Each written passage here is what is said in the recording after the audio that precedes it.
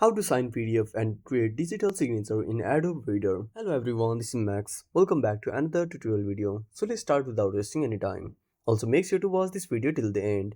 First of all, open up your Play Store. Now at the bottom right corner, tap on the source icon.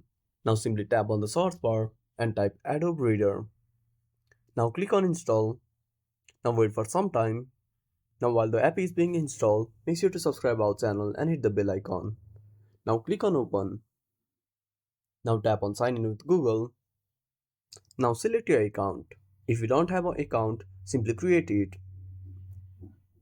Now click on sign in. Now enter your date of birth and tap on create account. Now once you are done, wait for some time.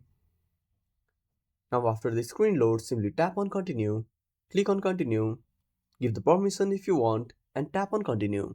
Now tap on the cross icon at the top right corner. Now select your PDF. Now tap on fill and sign at the bottom right corner.